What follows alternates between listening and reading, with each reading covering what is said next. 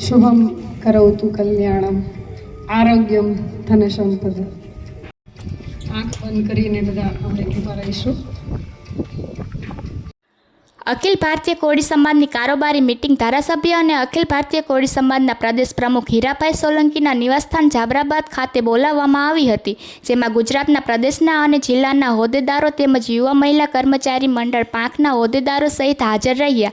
તેમજ આ મીટિંગની શરૂઆત ધારાસભ્ય હીરાભાઈ સોલંકીએ પહેલગામ હુમલામાં મૃત્યુ પામેલા ભાઈઓ બહેનોની આત્માની શાંતિ માટે મૌન રાખીને શરૂ કર્યું. ત્યારબાદ વિવિધ જિલ્લા પ્રદેશ પાંખના હોદ્દેદારોની નિમણૂક કરી કોળી સમાજના ઘેરે ઘેર સુધી શિક્ષણ, રોજગાર અને સામાજિક ન્યાયના મુદ્દે પ્રચાર કરવાની સૂચના સાથે તાત્કાલિક બાકી રહેલા જિલ્લા તાલુકાના હોદ્દેદારોની નિમણૂક પૂર્ણ કરવા આદેશ કર્યો. આવનાર દિવસોમાં કોળી સમાજને શિક્ષણ અને રોજગાર ક્ષેત્રે આગળ લાવવાની તૈયારી બતાવી સંગઠનના હોદ્દેદારોના માધ્યમથી ગુજરાતના કોળી સમાજની મહિલાઓને પણ આગળ લાવવા એક સમિતિની રચના કરવામાં આદેશ કર્યો.